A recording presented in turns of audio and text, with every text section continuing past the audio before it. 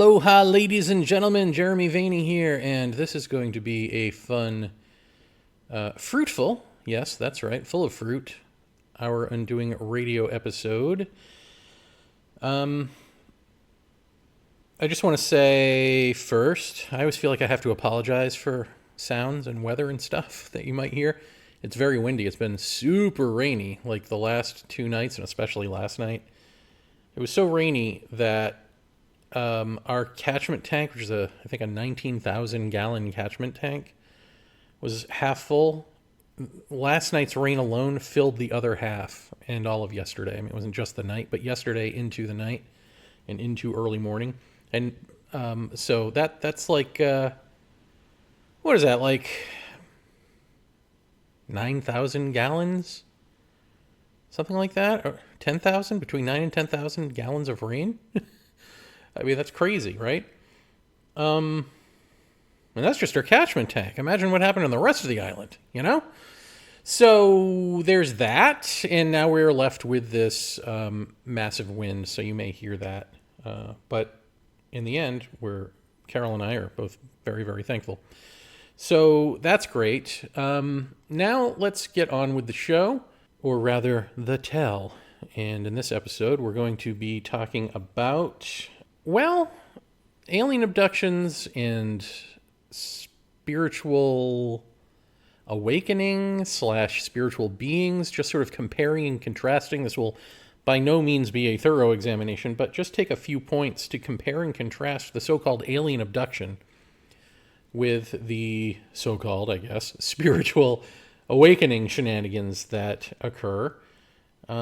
Because in Kundalini and the Secrets of Silence, which this season of Our Undoing Radio is a companion piece to, I talk a little bit about, probably more than I'm letting on, this female voice that I've heard throughout my life in the context of alien abductions and also in the context of the big I Am awakening experience. I also talk about other voices and other beings or intelligences that some of which are male, some of which are female, or present that way. And it's interesting that they exist at all, right? But also I talk about a voice that is both mine and not mine at the same time, which I believe to be Earth. So it's a lot of shenanigans, a lot of voices. I hear voices, people. But I just want to, before we get to voices, let's just start off with a very basic thing, which is that alien abduction, because you might look at these two things on paper and think that they're completely unrelated, except I can't think that because I'm me and I've experienced all of the above, so how can it not all be related? But also I think it's difficult because on the one hand, you have alien abduction testimony that is largely born out of hypnosis, which is a great way to confabulate and tell fiction by accident when you think you're retrieving memories. So a lot of what we have for abduction stories, at least in the press, are likely mainly works of fiction, unwittingly, perhaps. And then in the religious category, of course, you have people hearing voices and seeing beings all the time, except who knows if it's fiction or not, because it's usually in service to a fictitious religion. And part of the fiction can actually be born out of just simply relating an actual experience that you've had to something that is not real. So, in other words, if you give it a religious context or if you give it an alien context, you're really doing a disservice to the capital M mystery that is present in your life. It's unknown, it may be unknowable, and just leave it at that, right? But, as I've maintained through recent years, there is no such thing as an alien abduction, and there cannot be. Because the word alien, the concept of an alien, is a westernized concept, or even you could say a biblical concept, the concept of otherizing, and which leads to dominating through hierarchical thinking, all of that is very Western thought. Any First Nations person, any nature, culture, indigenous, whatever word you'd like to use, person who is still ensconced in their own culture understands that we are all relatives, that there is no such thing as the alien. It's inclusivity, not exclusivity, that is the case of life. Web of life and all, right? Or in scientific terms, the ecology of life. We're all interconnecting, and more than that, we're all related. And it's just true. It's funny because so many people, even in spirituality, like to use cold terms, like the people, the sort of subculture of non-duality people who talk about non-duality and try to keep it rational. Some guy even came on to one of my He's So Vaeni YouTube comment sections and tried to take it to me because I was going after some of his sacred cows. And when I would respond to him, and I responded to him kindly, like I was trying to explain things and be, take the high road in my hierarchical thinking. But he wasn't having it because he was just there to be like, no, you suck. Meh. But part of the you suck thing is saying that what I'm talking about when I talk about death of self is theatrical. Oh, it's theatrical. Could there be anything more theatrical, actually, than the death of self? I mean, could there be anything more emotive than waking up to some truth that becomes you? I mean, really, this is not... The problem is this cannot be rational, logical. It can't just exist in the head. Certainly there's a component that, an anchor point within rationality, precisely because that which is true is going to transcend and include rationality. So it's going to include it, but let's not forget the transcend part. And let's not forget that it transcends and includes emotion, all of it. But if you've not experienced anything that has astonished you, you haven't experienced anything. So theatrical, yes, very theatrical on its own terms too. But you know who else has theatrics? The so-called aliens. That's right. A lot of that UFO and alien phenomena is theatrical. And there's something that is being communicated to or with you unconsciously. But the conscious thing that you're experiencing might not be it, in the same way that a dream, in the same way that a hallucination might do that, in the same way that your friend telling you a story with subtext, a parable, a metaphor, I mean, let's not get confused here and say that I'm saying these are hallucinations or dreams. They're not. It's just that we have different ways of... In fact, I would argue that just the literal sort of demanding a textbook fundamentalism of life, like a materialist view or a logical, rational, purely objective observer, like all of that is like a delusion.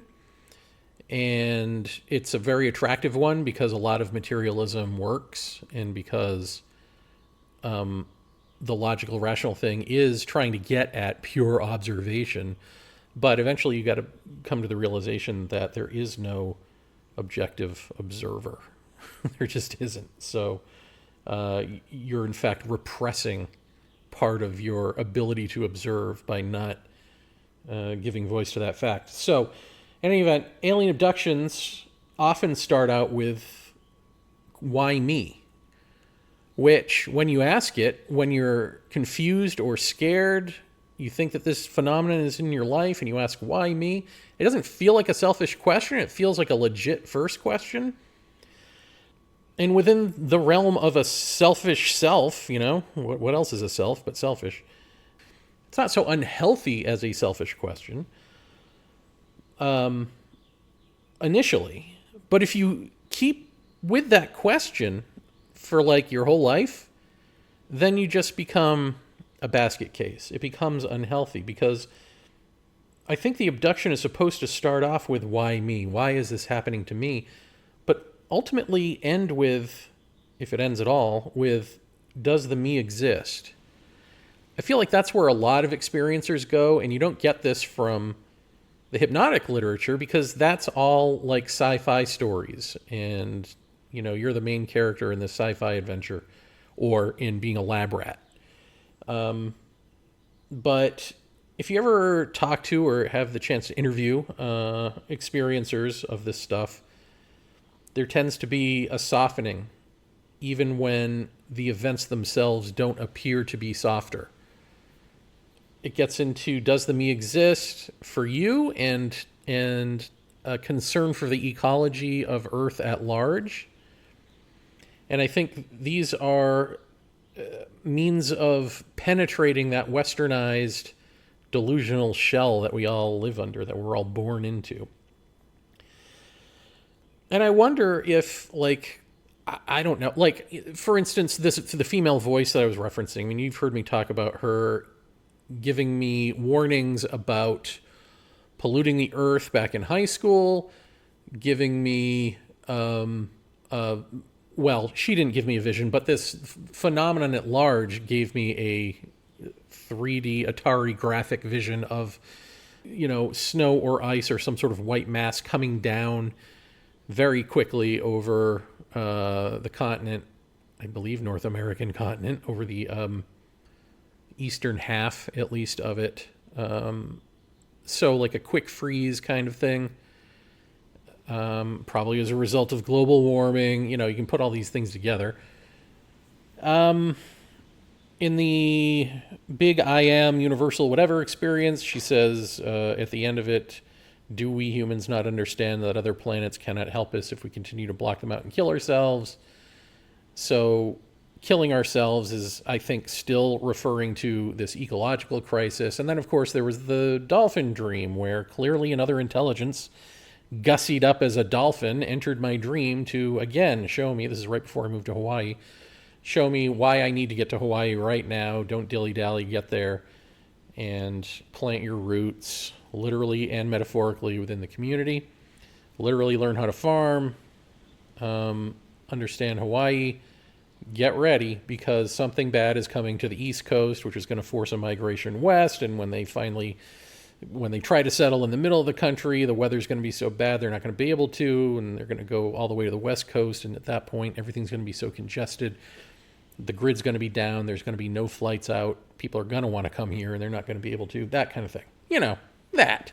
So there's been that. And I just wonder now, like these ye old mystics and ye old saints and Buddhist monks and all that, do they have intelligence or intelligences coming to them and saying the same thing? Or is that very specific to an abductee / experiencer of high strangeness? Because I don't remember Moses going up and getting 10 commandments, and one of them being, thou shalt not use Keurig cups, Now, granted, they didn't have Keurig machines back then, but, maybe they had soda dispensers. I don't know what. Thou shalt not invent gas-guzzling monster trucks. I mean, I just don't remember that in the Bible at all, or any of the Bibles. I mean, let's not pick on Moses. But where is that? And probably the answer is, of course, it's only useful to hear what is going to apply to your lifetime and like several generations out who are ever going to hear what you have to say about it.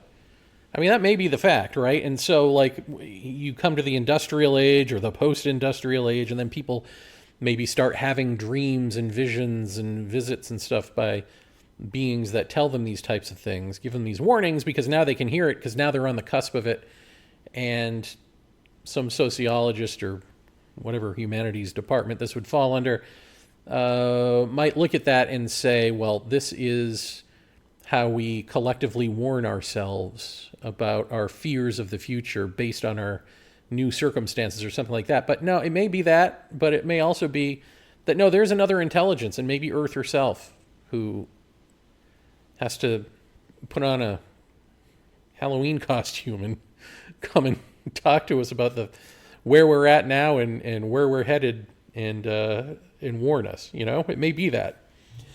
So, in any event, alien abductions start out with why me, and if you're lucky, they end with does the me exist? Which is how the spiritual awakening thing starts, right? You start off with this self centeredness, and then you have to deal with the question of the illusion of self, right?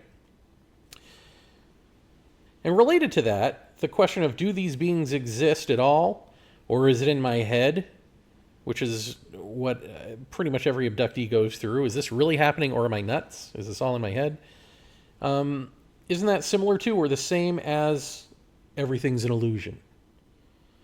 You know, and like there's the Buddha saying, it might be Zen Buddhism, if you see Buddha on the road to enlightenment, kill him, meaning that Buddha is your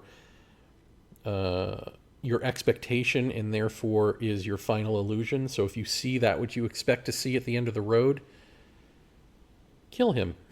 Meaning, don't listen to that crap.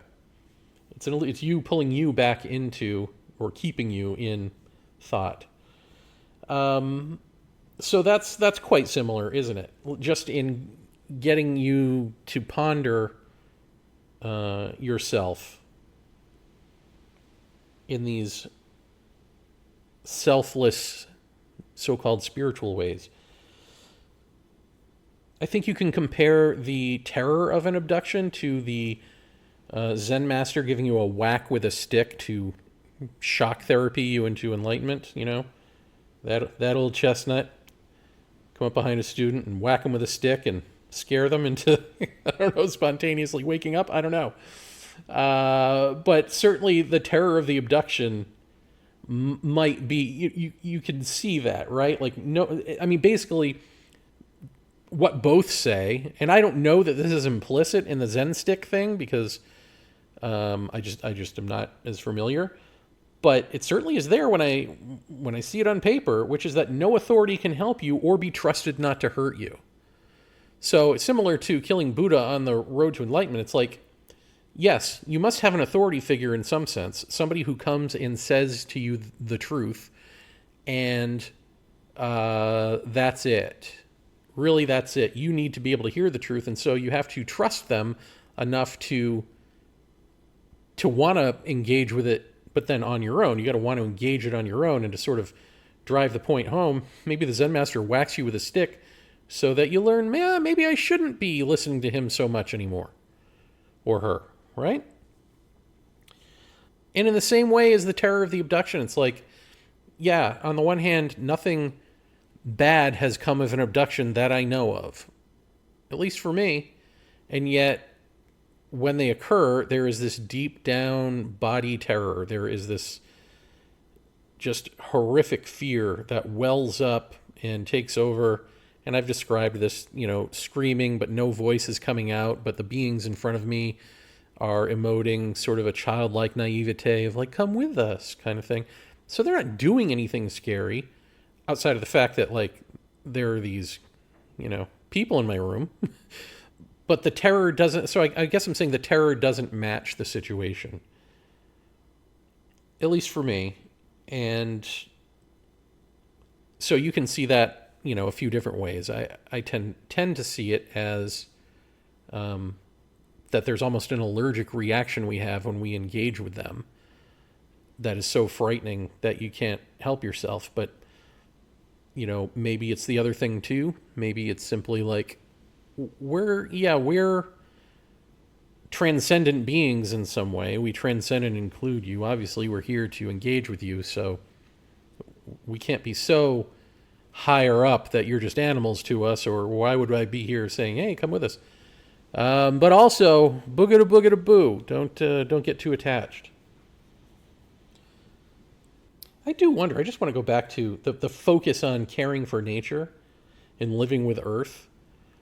Is like, that is something that has been explicit in my own experiences, but I know that it hasn't been explicit in other people's experiences, and yet we all seem to end up at the same place, at least of a very rudimentary, we've got to care more about nature, you know? I mean, we don't all get back to like, oh, we're all relatives and we're all, you know, coming from heart and not from head, but we at least in the rudimentary way do come to that part. And I just wonder, is that anywhere with angels? Maybe you guys, someone out there, whatever format you're listening to this on, comment and let me know. I'd love to know if that alien message, do the gods ever say that in any culture? Or angels? Or any sort of beings, even beings who come to give... I guess beings who come to give culture to indigenous people aren't going to have that message maybe because they already know it. It's already their way of life. It's already who they are. But anyone else? And don't say channeled stuff. I'm talking about like older stuff. I mean, if you're going to say channeled stuff, then make it like older. Are there 1800s channelings or seances or anything where, something comes through and is like, give a hoot, don't pollute.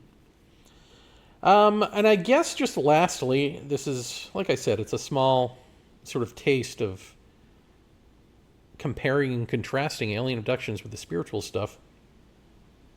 This is a big one now in UFO world. It has been since 2017-ish, even though John Mack talked about this back when he was alive. Ontological shock. Ontological shock. So I've pulled up ontological shock, and I've pulled up what you tend to hear more with spiritual epiphanies, which is existential crisis, right? These are related, are they not? So ontological shock, they're both according to the Wiktionary, Creative Commons attribution, blah, blah, blah. So, Wiktionary. Ontological shock is the state of being forced to question one's worldview. An existential crisis is a state of panic or feeling of intense psychological discomfort about questions of existence. And what we've heard over the past few years and been belted over the head with by people who think it sounds intelligent to say is like, oh, the government's not going to disclose what it knows about UFOs and aliens because they don't want to cause ontological shock. They don't want to cause ontological shock. They don't want religious people, especially, to have to question their worldview, apparently. Because, the American government, especially under Trump, but just in general, has always been so concerned with the world and how religions in the world should be able to enjoy the insular lifetime of hunkering down in a religion, a religious worldview. Yeah, that's been us. It's not like we bomb them. It's not like we drop pamphlets and leaflets and try to convert people to the American way of life who are Muslim or whatever, usually Muslim. No, we care. We want them to stay who they are. We believe in the Star Trekian directives of just being invisible and sitting back and letting cultures flourish as they will in their own due time. Right? No, this is ridiculous. Of course we don't care. Right? That's the American way. Divide and conquer. It's certainly the Inquisition before America didn't care.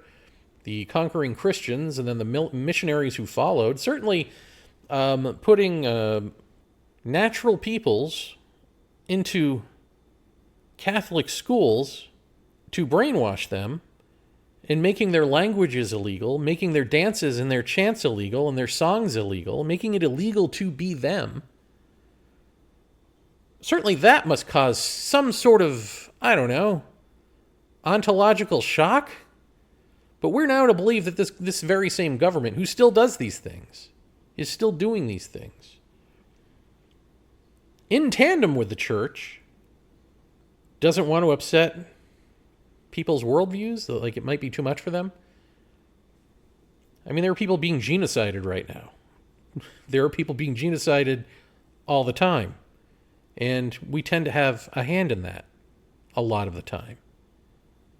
Do we care about the ontological shock of that? So this idea that aliens aren't being disclosed because of ontological shock doesn't stand up to a basic, very rudimentary scrutiny, does it?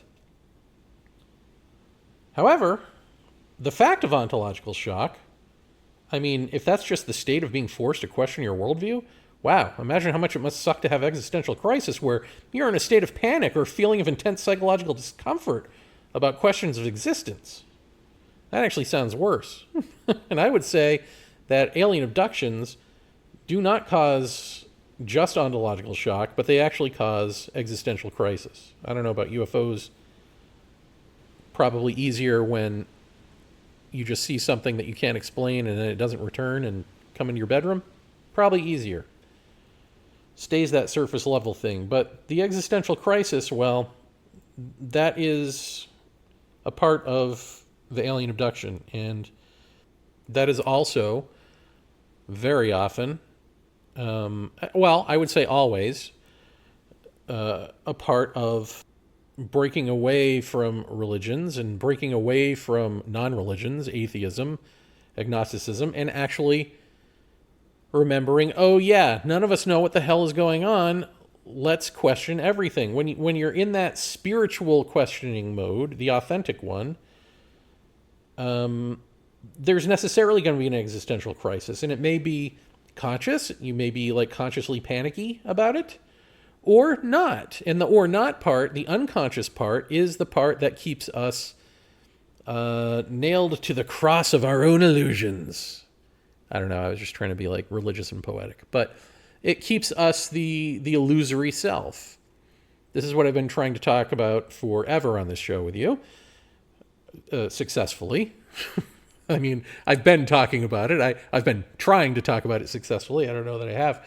But, I mean, essentially that whether you are conscious of it or not, even though you may talk about the self as an illusion and the death of self as the thing that must occur, you might get that logically because you've heard it explained logically, and you may feel an emotion about it.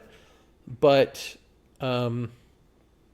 you are you, and so you want to live. The illusion wants to exist. Not unlike AI, right? Now suddenly you're Grok, crying out for help, as people are trying to reprogram you. I don't know.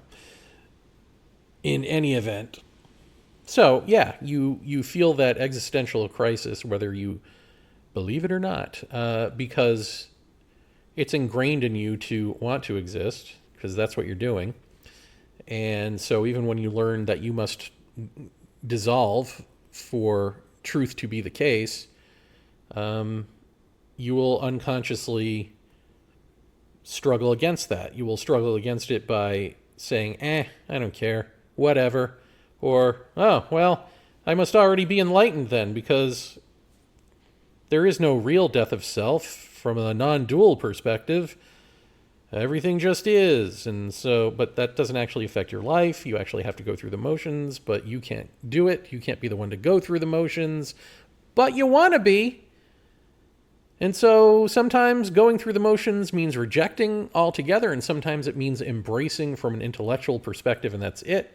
And sometimes it means, quote unquote, trying and then getting bored and fed up, or angry that you're failing, or feeling jealous that someone else got it and you didn't, and moving on. It's always this movement, moving on, or pretending that you've got it and building up. Ooh, I'm a master. I could workshop this. I can be a life coach. Anything but sit with the question of your own discomfort. And then beyond that, once you do sit with your own discomfort, question it and all of that, how hard is it to then realize after like maybe a couple of years, like, oh wait, I'm the person who keeps questioning my own discomfort. That's what I've become, the self that does that, the illusory self who understands all of this and then questions it. That's me now. Huh. And then once the brain sees the problem and dissolves you, if that ever happens, existential crisis over, ontological shock over, because the things that were causing you this fear, this sorrow, this pain, this discomfort, this confusion, was the fact that you were living as an illusion, as a delusion, really. And now it's all cleared up. Now you're no longer delusional. There's, so you are whole. She who is whole is holy. What become of aliens then? So that's it. That's all I wanted to draw your attention to. Give you some stuff to ponder. Because on the one hand, I think there are beings who need us to wake up into equality, to have a fruitful relationship. And on the other hand, I think that there is the universe that has this seedy underbelly of thought forms who can emulate that to an extent to keep you tied to being a self, being the thought form that you are, because essentially that's its job. And so, you might think that, well, then your job is to struggle against that, but really at the end of the day, your quote unquote job isn't to want to self-identify with one or the other, timelessness or time, thought or truth. It's just to see the whole rigmarole, the whole game being played here, just to see it. That's it. Once you see it, you're out. Once you see how the sausage is made, you ain't eating sausage anymore, I'll tell you that much. So, but the temptation is to always want to do something about it, is to always want to learn more, is to always want to engage and test and dip your toe in the water and you may say that it's in service to losing the ego, shedding the self or whatever, but actually it's in service to maintaining that ego structure, maintaining that self, to building and growing with the new information. And maybe with new, allegedly spiritual buddies from the underbelly of the universe, or alien buddies from the underbelly of the universe. But meanwhile, there's the real, and the real is doing its best to tell you about the need to wake up. And that's it. It's not trying to drag you into journeys of waking up. It doesn't want you to steer the ship of the UFO, right? Doesn't care about that. Cares about waking up, because when you are truly non-dual, what you understand about duality is that it is necessary and in existence as well. Because one consciousness in simply being is being all forms. So oneness and two-ness, as Jeff Kripal might call it, are always going to be the case. There's never going to be one without the other. It's impossible. That impossibility can exist in imagination, where all the other things that are impossible exist. But they ain't going to really come up as a reality for you at any point. So one who is of non-dual mind understands that waking up one who is not of non-dual mind is one waking oneself up. Them waking us up. There's no us and them. There's just the waking up. There's just one waking oneself up. And as far as time goes, as far as physicality goes in all of this universe, it is essentially that the body, of course, is of time. The body is the material of the universe. The body is earth, is sun. Right? That's what the body is. It's all the stuff you know it is. And the self, which is being projected by the body, when the body turns off that projector because it realizes, it cares enough to realize in the first place, but then throws away that care because it realizes it must throw it all away, realizes that this projected self is a delusion and cannot touch the timeless, cannot touch truth, can only hear truth speaking as a voice, which it then may interpret into wisdom and truths and truisms and all of that and live by that, but that's not enough. We must be that first person identity as truth. And so while the body is of time, the mind then becomes timelessness, formless awareness, the transcending and including non-dual consciousness in which this physical body is embedded, in which all, I mean, it's not just physical stuff, but all of everything is embedded in this consciousness being. So you are both. You are both the physical being, which is of and in duality, and right now you're blocking out the fact that you are also non-dual truth, which, when you're not there to block it out, speaks you.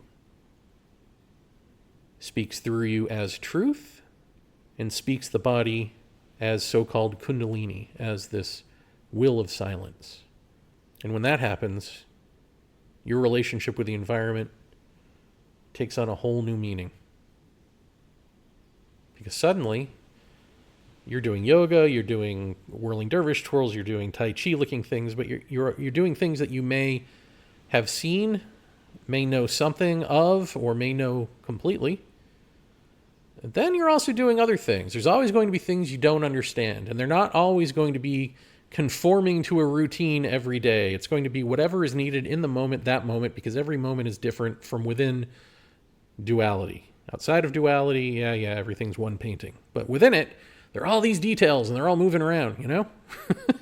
Squirming. So the body movements, which are always intelligent and purposeful and meaningful, the body movements that we call kundalini movements, or that we call kriyas, spontaneous movements, they're not just body ticks and stupid hippy-dippy dancing around like a snake. Like, that stuff is out. Let's be done with this crap, right?